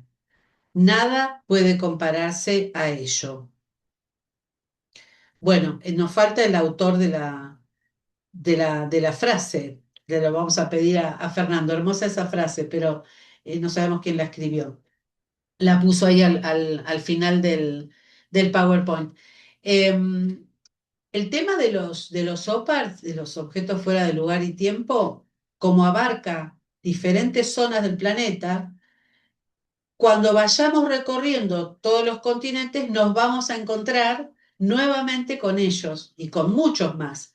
En realidad acá fue un paneo en general lo que hizo Fernando de un recorrido rápido, ¿no es cierto? Por todos estos para que vayan entrando en tema. Pero, por ejemplo, el mes que viene, cuando veamos África, bueno, no las voy a espolear ahora, pero va a haber muchos más OPARTs. Inclusive ustedes después, si quieren seguir investigando, ya saben que hacia el final de cada trimestre ustedes hacen una clase especial sobre el tema que más les gustó de ese trimestre y pueden, ¿por qué no?, hacer una clase de OPARTS, podría ser, ¿no? Así que bueno, ahora vamos a compartir, si quieren, un ratito y poder hablar entre las cuatro qué les pareció o qué comentarios o qué preguntas quieren hacer. Comentarte, Clau y chicas, que, bueno, la palabra, bueno, estas siglas OPARTS. La conozco por primera vez aquí, ¿sí? Sabía de los objetos, pero no, que existen objetos, pero no que se llamaban así. Y después, ahora me puse a buscar el parque provincial en la provincia de San Juan y Chigualasto, porque visité ese lugar hace muchos años que fui con mi madre y me reacuerdo, ahí vi una foto de las esferas de piedra, que está lleno, pero lleno, y le llaman la cancha de bochas. Ahora porque justo puso Fernando en el listado, pero cuando empezaste, dije, ay, yo esas las vi, pero más chicas, ¿viste? Y digo, bueno, digo, pero qué lindo, tengo que buscar los videos porque lo que tenemos tengo video de una filmadora que es de cassette en cinta, y bueno, y me pongo contenta, digo, claro, estuve ahí. Recuerdo un poco que contaban que era por la erosión de las piedras, y bueno, las cuidaban porque algunas personas se las llevaban, ¿viste? Lo que pasa es que estaba lleno. Pero está bueno, qué lindo que lo puso ahí porque cuando empezaste a contarlo, yo digo, pero yo vi eso, no tan grande, pero lo vi. Pero es tal cual, ¿eh? Tal cual. Claro, esas, viste que yo dije, esas son más chicas de Chihuahua. Por Sí, eso ellos hacen, los geólogos dicen, no, esto es una formación natural que por la erosión sí, toma esa forma. Pero no pueden explicar las dimensiones de las de Costa Rica, ya ahí estamos hablando de otra cosa. Inclusive hay muchas que claro. están a la ladera de los cauces de los ríos, ¿no es cierto? Que están como estratégicamente colocadas, las que han dejado en su lugar, ¿no? Que son, si bien podrían ser a simple vista diferentes locaciones similares, pero en Costa Rica sí que no hay una explicación oficial para eso todavía. Entonces es un enigma, ¿no? Y por eso es tomado como un OPART. Y bueno, nosotros desde Paleocontacto decimos que podría haber estado hecho adrede, así como las líneas de Nazca o como diversos monolitos que se han encontrado justamente para hacer o una demarcación de puntos o nodos energéticos o una demarcación determinada que a ellos, a estos visitantes estelares, les servían como una referencia, ¿no? O Pero, que, sí. no, digo, por ejemplo, en Costa Rica es porque no hay investigadores o no se pusieron a hacerlo como oficialmente eso, de Claro, investigar. claro, exactamente, exactamente. Sí, sí, y porque aparte ahora ya se lo ha tomado como parte de la ornamentación, ni siquiera hay un estudio concienzudo de decir, bueno, vamos a investigar de qué Sí, se sí, trata. o un mínimo de como un museíto que algo recree, no, digamos. Hay dentro de una escuela, si mal no recuerdo, que están ahí exhibidas, que las han corrido del lugar original, ¿no es cierto? Y es un museo que uno puede recorrer, un museo al aire libre, ¿no? Como si fuera un parque temático, donde las podés ver. Pero sigue siendo una extrañeza, que no dicen Claro, claro. esto fue de tal cultura, ¿viste? O más o menos No, algo, claro, es como que está ahí. Yo, por exacto. ejemplo, lo de las calaveras no conocía nada de eso y también me parece fascinante. Y después, Sí, respecto de lo que contaba Aldana, yo estuve hace un par de años en el norte, que no conocía, el norte argentino, y bueno, cuando vas ahí, hay muchos, como que estuve en Jujuy, en Tilcara, por toda esa zona, y cuando vas allá, sí hay unos parques que están al aire libre, después hay otros que sí son parte como de recorrido, más de museos nacionales, pero hay, por ejemplo, hay uno que accedes nada más y hay muchas plantas y podés ver cómo se llaman, qué sé yo, y hay como una escultura así con piedras y hay carteles por todos lados de, bueno, no llevarse esas piedras y qué sé yo, porque son del lugar, digamos. Si no, claro, hay carteles por todos lados, pues si no la gente hace eso que dice ella, se la lleva. Pero, nada, está buenísimo. Claro, eso dentro de nuestro país, lamentablemente, como uno puede pasar de una provincia a la otra y no hay control, pero de repente si vos te vas a otro país no podés, obviamente, ya en los controles del aeropuerto, ¿no es cierto? No podrías. En lugares como México, que nosotros tenemos experiencia de haber estado allá, eh, el instituto, el INAH se llama, Instituto Nacional de Historia y de Antropología, cuida mucho eso, ¿viste? Inclusive Fernando, nosotros fuimos allá por trabajo de Fernando, porque antes de dedicarse a las terapias ayurvédicas, él era ingeniero, trabajaba como ingeniero.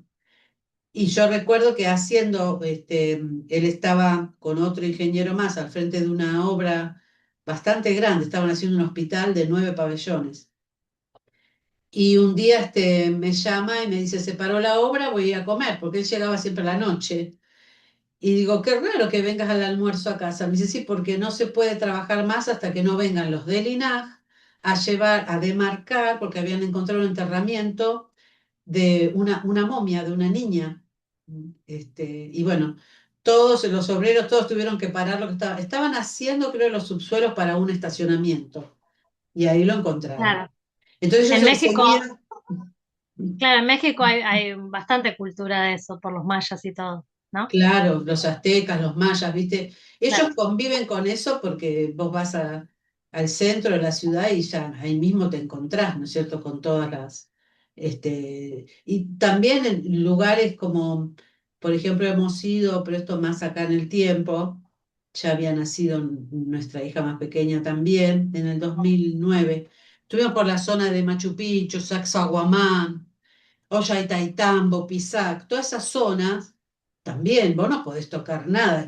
Tenemos una estudiante que hizo el curso anterior el año pasado, que es boliviana ella, y siempre contaba que fue a la zona de Pumapunku, y Tiahuanaco y demás, y que se había traído una piedra. Y yo le decía, Jimena, ¿cómo pasaste la piedra? Me dice, no sé, yo la guardé en mi yo mochila. no fui. ¿Jimena se llama también? Jimena, sí. Ah, Shimelú le decimos, Shimelú. Y la pasó, y ella dice, yo me arrepiento, pero bueno, me la tenía que traer porque bueno, ella es muy espiritual, es vidente, también es medium, bueno. Y si yo la vi y esa piedra era para mí, me estaban hablando a mí, la tenía que levantar, y yo sabía que no lo tenía que hacer, pero lo vi. Y bueno, la pudo pasar y vino con la piedrita y la tiene, ¿no? Este, pero sí, bueno, las anchorenas hacen lo mismo y no pasa nada, así. Una piedrita. claro, tal cual. Bueno, Ceci, Ana Catarina, ¿llegaste a tu casa o todavía estás en viaje? Oh, tal vez esté viajando todavía. Bueno, bueno, realmente lo que vimos hoy de esta clase, como les digo, lo vamos a seguir profundizando en las clases que sigan. Nos quedan todavía 8, 9 y 10 y 11, 4 clases, ¿no? Y luego viene la de ustedes, ¿sí? Si mal no me la cuenta, sí, faltan 5 clases, 4 damos nosotros y la última ustedes. Pero, hacia finales de mayo, el 30 precisamente, va a venir a darnos su conversatorio David Cangacoroso. Así que por cualquier duda o pienso que ya empezaron a hojear el libro, ojalá que sí, que estén dándole un vistazo, podemos hacer a partir del próximo sábado unos minutitos para conversar un poco acerca del índice. Yo les aconsejo que ojeen el índice y si bien la información se va complementando a medida que avanzan los capítulos, pero pueden hacer un salpicadito si quieren primero, así como una lectura a primera vista, a ver qué les parece, ¿no? Eh, si ya lo empezaron a leer, se darán cuenta que David es muy detallista a la hora de confrontar fuentes. Él se va a basar en el Atrahasis, en textos apócrifos, libro de Enoch, la Biblia, la Torá, el Corán, y a partir de toda esa secuencia de textos va a ir entrelazando para llegar a conclusiones muy audaces con respecto a lo que él piensa de Yahvé, de sus ayudantes, ¿no es cierto? Y, y su teoría acerca de las religiones abrahámicas.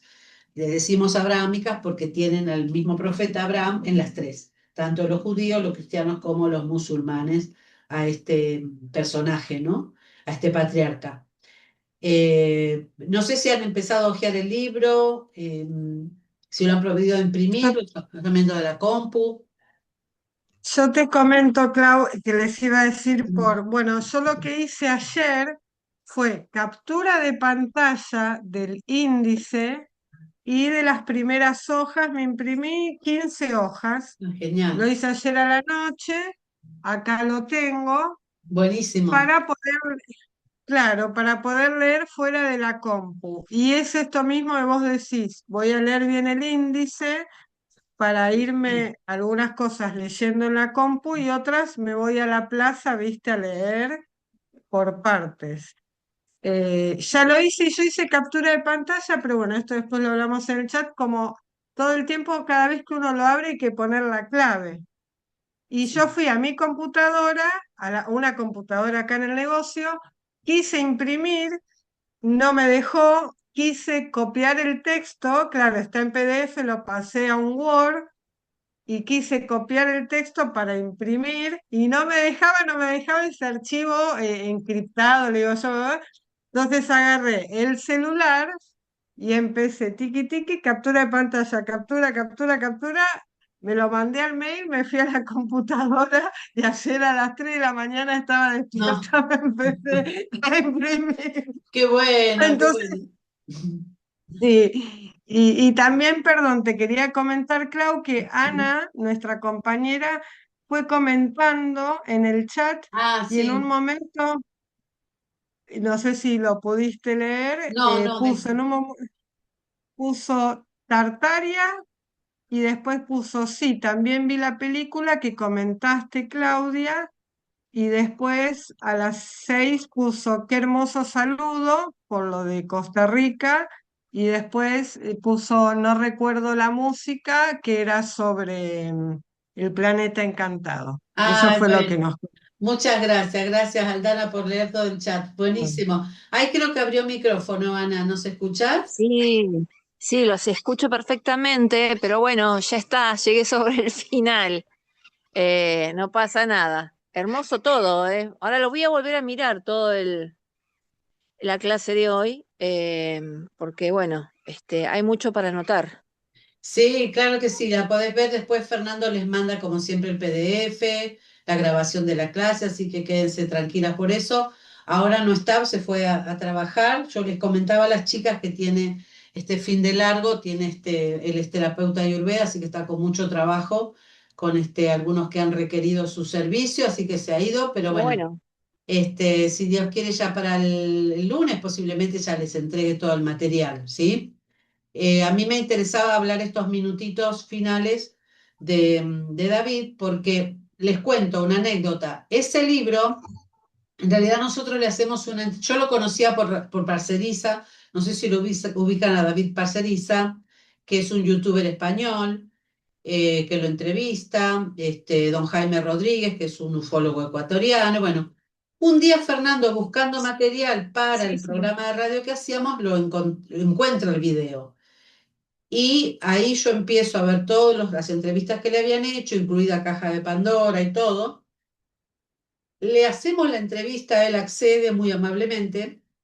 Esto transcurre en el 2011, por ahí, 2010-2011, porque el libro, si mal no recuerdo, es del 2009.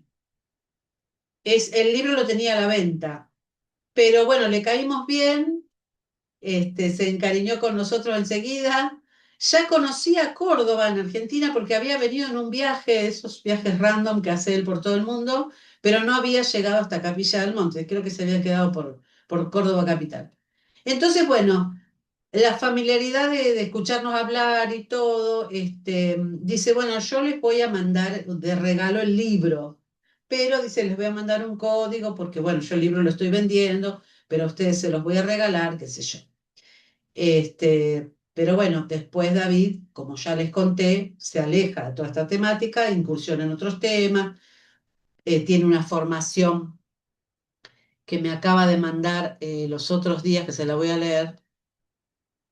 Mientras la busco, les digo que esa entrevista nunca pude sacarla al aire, porque eran los primeros años que estábamos, nosotros hacíamos programas de radio, ¿no? En vivo, así, todo en vivo, comerciales en vivo, todo en vivo.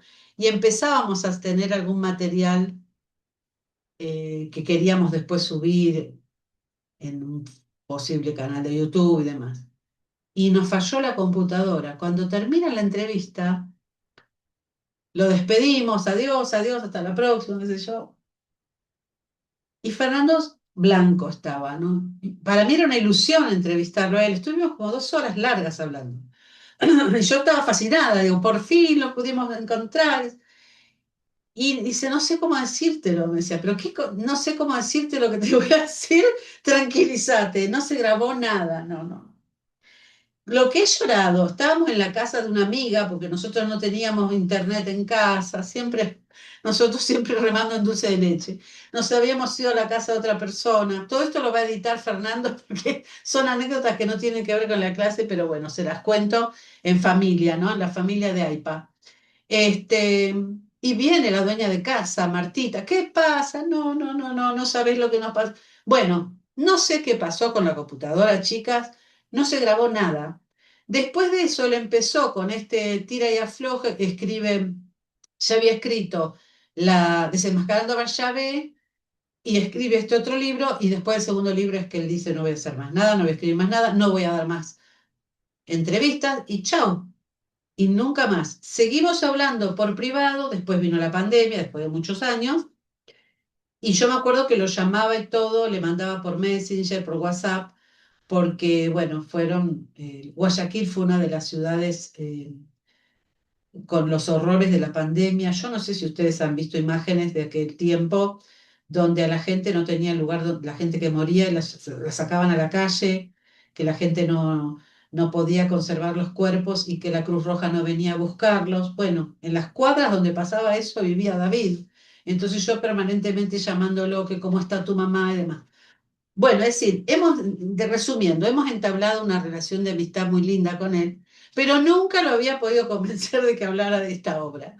Y los otros días él me decía, este, dice, dejando de lado cualquier cuestión egoica, porque no, ya lo van a conocer, cero ego, dice, yo creo que fue mi obra maestra, como que en ese momento me centré en lo que quería hacer, como yo lo quería comunicar. Dice, es mi verdad. No pretendo que sea la verdad de todos, ni quiero convencer a nadie, pero lo pude plasmar como yo me lo imaginé, con esa claridad lo quise poner. Y considero que por más que escriba otros 2 libros, esa creo que es mi obra maestra. Y entonces me preguntaba qué onda con los estudiantes de AIPA, si ya habían leído el libro, que yo le dije, no, mirá, ese libro fue un regalo y yo nunca lo compartí, salvo a un par de personas con tu permiso, le digo, pero si vos querés que lo lean, entonces, por supuesto, libera el libro y que lo lean. De hecho, él ya no lo vende más el libro y demás, ¿no? Por todo lo que pasó. Dice datos biográficos, miren ustedes, se llama Ángel David Cangá Corozo y va a hacer todo un postulado de ataque sistemático a los ángeles a lo largo de su libro, pero él se llama Ángel. Libre pensador racionalista, antes liberal, ahora conservador. Nacido el 27 de febrero de 1978 en Guayaquil, Ecuador. Docente, licenciado en lingüística, porque después de escribir los libros él se forma universitariamente. Él en esos años, inclusive trabajaba en un supermercado, autodidacta. Es una persona, un espíritu inquieto, él se define así, como un espíritu inquieto. Esa frase, espíritu inquieto, dentro de la ufología, cuando uno la nombra, no es cualquier frase. Es la frase que usaba Salvador Freixedo, que es un gran ufólogo español, ex jesuita, que va a hablar y va a escribir acerca de los extraterrestres de una manera muy frontal. Es autor de La Granja Humana, cuidémonos de los dioses. Bueno, Salvador Freisedo habla de los espíritus inquietos. Después esa frase la toma Jaime Rodríguez, ecuatoriano, que es el mentor de David. Y David asume la frase como propia, aunque siempre le da los créditos a Rodríguez y a Freisedo, ¿no? Bueno, magíster en Relaciones Internacionales estudió. Autor de Desenmascarando a Yahvé, que es del 2009, y La conspiración de Ángel Gabriel, que es el que están leyendo ustedes, del 2013. 2013, quiere decir que nosotros lo hemos entrevistado a finales del 13 o en el 14, ¿sí? 2014. Y bueno, últimamente escribió otro libro que se llama Inquisición, Guerra Cultural y Decadencia de Occidente, del 2025. Hace ahí una fusión entre Inquisición y los Dark Queen. Bueno, tiene una mirada muy particular acerca de los movimientos de este tiempo, los movimientos sociales, ¿no?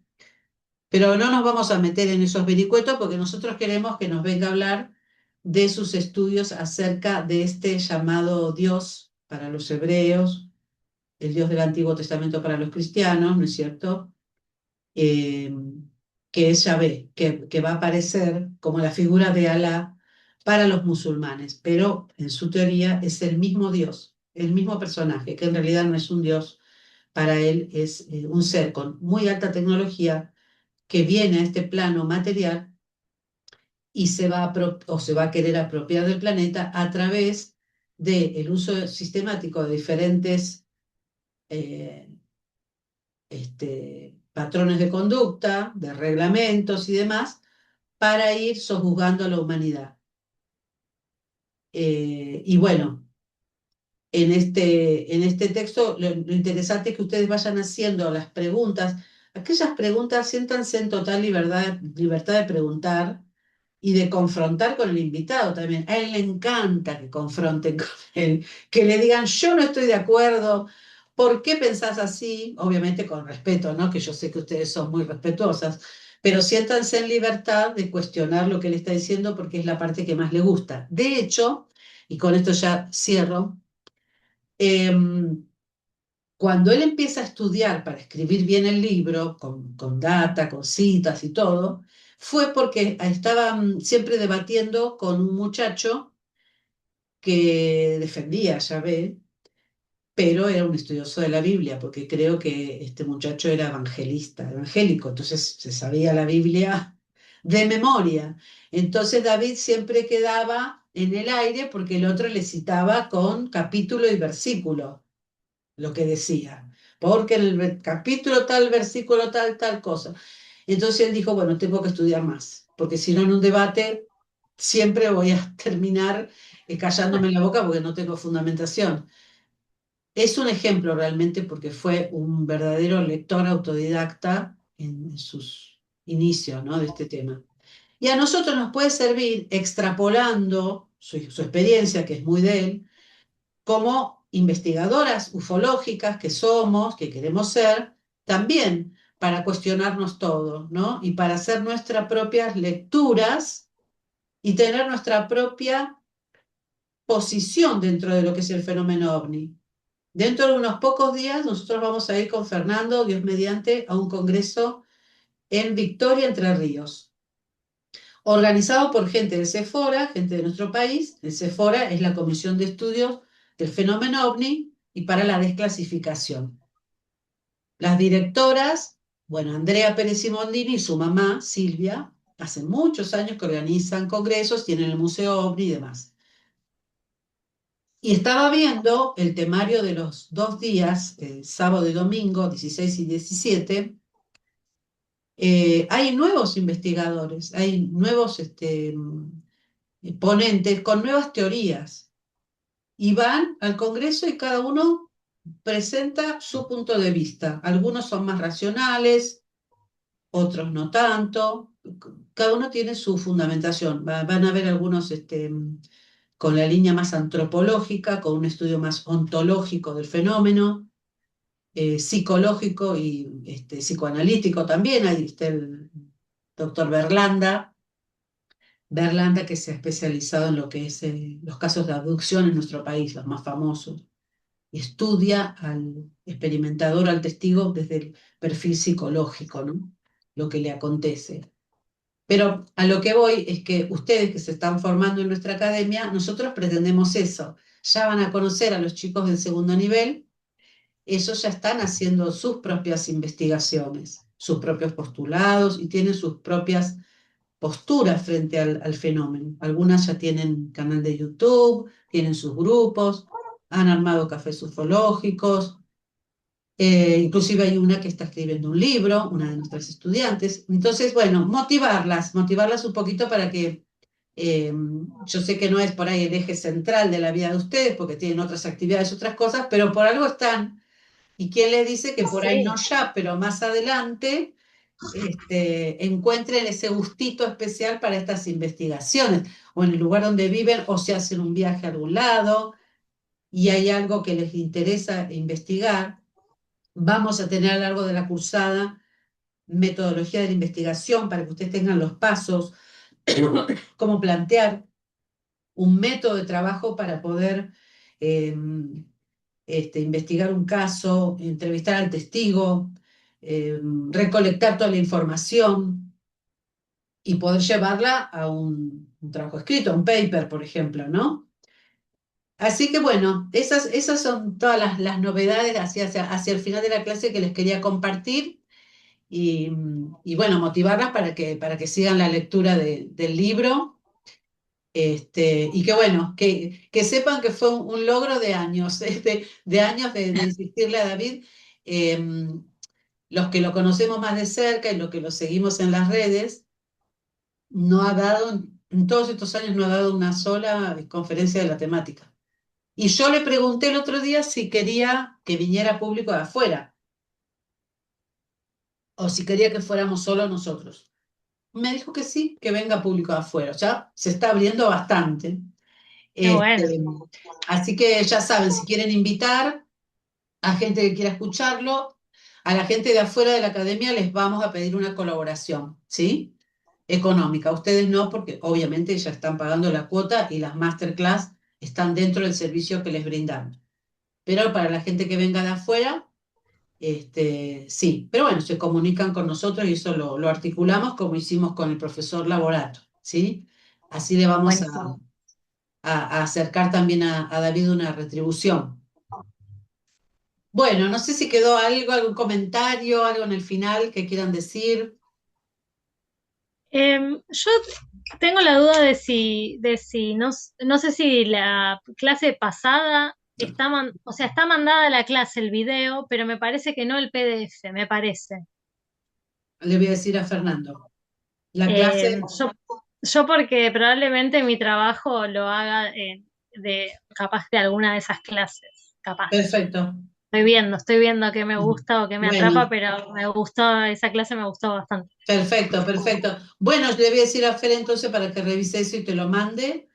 Gracias. Sí, porque de a poquito ya se va acercando la clase número 12 que la van a hacer ustedes con un PowerPoint, si es posible, para poder presentarla, que dure más o menos unos 15 20 minutos, está bien. Está bien. Clau, te quería comentar que esto, nuevamente, gracias y felicidades por haber conseguido que Ángel David, quiero decir todo el nombre, Cangá Corozo, esté con nosotros.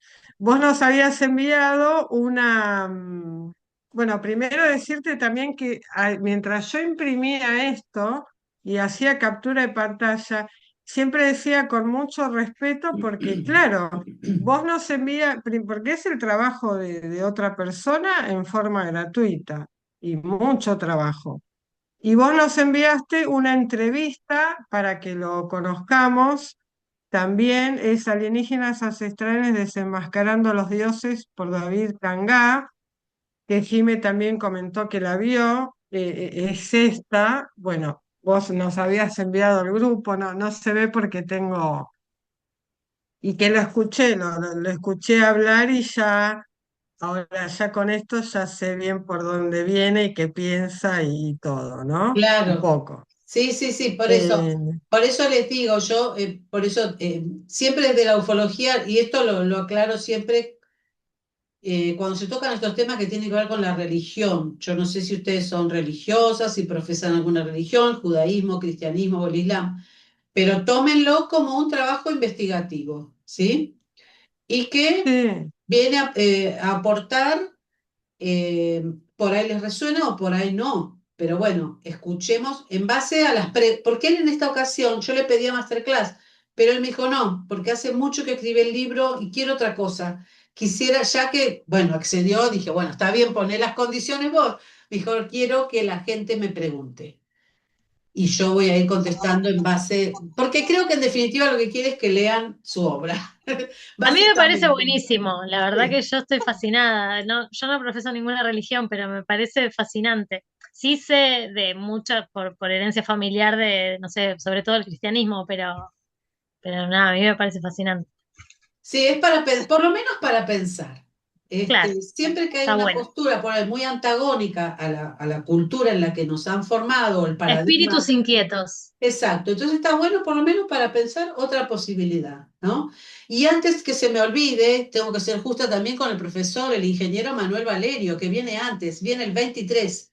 Estamos este mes con muchos aportes de gente muy valiosa, chicas. El ingeniero Manuel Valerio pertenece a un grupo ufológico allí en Tamaulipas, en México.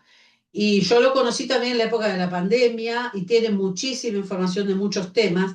Y me dijo, ¿de qué querés que hable? De lo que vos quieras, porque tiene muchísima información de muchas cosas de la ufología. Pero quiero que hable de la zona del silencio, que es una zona al norte de México muy especial. Bueno, ya van a ver, él les va a plantear qué está pasando en la zona del silencio, que tiene que ver con mitos ancestrales, con apariciones, con el fenómeno ovni y los seres, no solo los objetos, sino los seres. Y se ha hecho famosa esa zona del silencio, bueno, ya van a saber por qué, dentro de México es como una zona muy, muy especial, ¿no? Entonces le pedí al profesor que viniera trayendo ese tema. Manuel Valerio se está reincorporando, estuvo enfermito el año pasado, no lo tuvimos, y este año son las primeras clases que vamos a tener con él en la academia, con don Manuel, así que eso va a ser el 23, ¿sí? El sábado 23. Y el 30, al siguiente sábado, con David. Igual nosotros vamos a avanzar con la temática, si no podemos hacerlo en vivo, lo tengo que hablar con Fer, les mandaremos clase grabada para no atrasarnos nosotros con la parte de la cursada, ¿sí? Bueno, chicas, espero y que que les la haya pases gustado. lindo. Gracias, Clau, Muchas en Entre gracias. Ríos. Ah, es verdad. Ah, Esto es muchas Porque ahora. gracias. a mí me salió lo Bueno, de la chicas, la señora verdad que es que yo un no la gusto todo. conocía. Sí, A ver, perdón que estaba hablando Ana Catalina. sí. Sí, no, les decía que me encantó todo, pero la verdad es que fue súper abundante, tremendo. Sí, hay mucha información, Ana, y va a haber más con el correr de los trimestres, vamos a ir ahondando. El primer trimestre siempre digo lo mismo, perdón por ser tan reiterativa, pero ustedes ven que es un paneo general, pero a lo largo de los trimestres ahondamos más. Y si ustedes tienen inquietudes, les vamos a mandar a principio del trimestre que viene ya todos los temas del segundo trimestre. Entonces, de cada clase ustedes ya van a saber cómo lo abordamos.